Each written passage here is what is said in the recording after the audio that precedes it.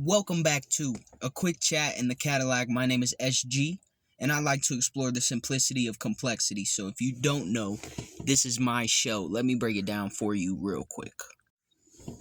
I'm not going to lie to you today, family. Today we got a topic that has been at the forefront of many people's lives for many, many years. We talking about the real silent killer, aka stress.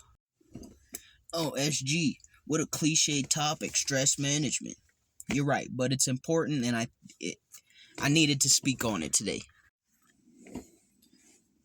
Stress is one of those things that just exists, right? It's just a part of life. However, it's also one of the things that can be the most detrimental to you, to your health, mentally, physically, emotionally, and financially, that most people don't actually take into account. Stress puts people in a lot of positions where they make decisions or they forego themselves in order to meet whatever requirements their stress factors are placing upon them. In much more simple words, people do fucked up shit because of stress. And I get it, right? I get it because stress comes from some sort of expectation that you typically have for yourself. Whether that's to meet others' expectations or just things that you desire or you feel are required of you, it doesn't matter. Stress will affect you the same unless you change your perspective. So first, let me give you the thought process that you can use to combat stress. All right, some of you may call me very laid back. Some of you may call me a straight up hippie when I tell you how I handle it. But it's very simple. In essence, what doesn't kill you only makes you stronger. And the fact that you're still here fighting through another day means you're already defeating all the stress factors in your life. But they can defeat your ass if you give them too much power. All right, when your environment puts stress on you to perform, one of two things is going to happen. You're going to meet the requirements or you are not going to meet the requirements. Pretty simply put. Now, there are always going to be consequences either way. Every action has an equal or opposite reaction. Sometimes the consequence exists when you meet the requirements. Things like burnout, exhaustion, things like overcommitting, things like taking on more than you can handle or biting off more than you could chew. Flip it to the other side. If you don't meet these expectations, you will, at least in your mind, suffer. But the truth of my perspective on stress is found within the strength of my faith.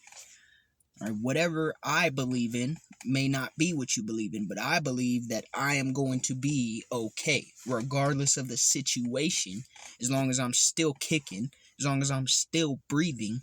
That is better than the alternative, which is that I'm not. So in the event that outside expectations or even internal expectations are placed upon myself, it is most often easy for me to dismiss these expectations as irrelevant. Now, I can strive to meet them. I can work hard to achieve them. I can put myself in a position where I will most likely actually meet the expectation. But doing so is not going to determine the state of my mental and physical well-being. That's how I view it. All right, it's not going to change the way I approach things, because when you change your way that you approach things in response to stress, something happens that will actually oftentimes prevent you from reaching that expectation or that goal.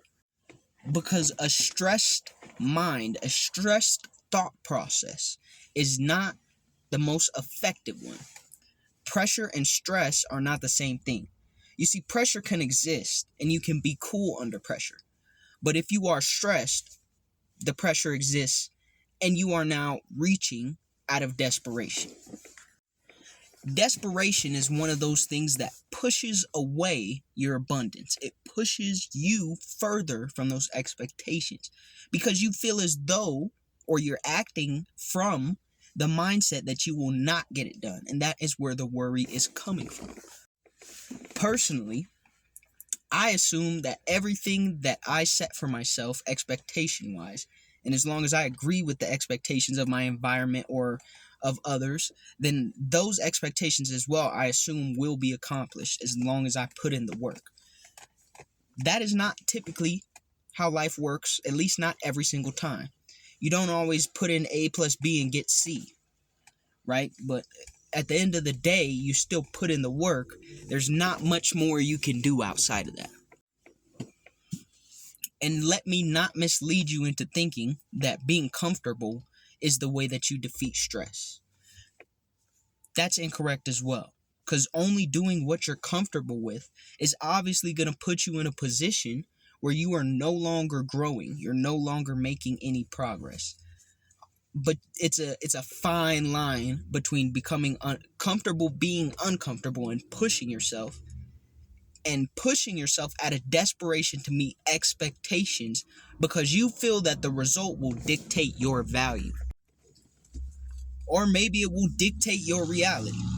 Whatever you decide is the stress factor that is forcing you or pressuring you into desperate behavior, decisions, and actions.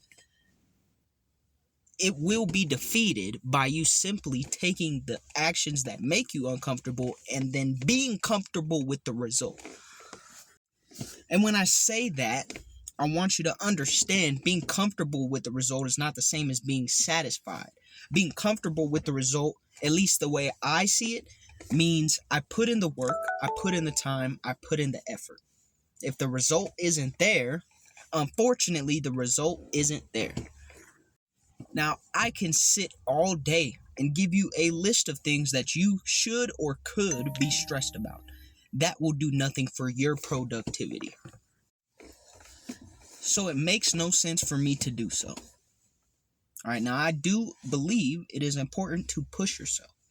It is important to be outside of your comfort zone.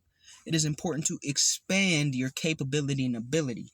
What I don't believe is that stress is the way, the key to doing so. The expression goes, diamonds are created from pressure. It's pretty simple. Even science backs it up. Stress, at least in the context we're talking about, does not create diamonds. Stress creates fool's gold. It creates illusions of what you should be and where you should be. Failure is an important part of every process.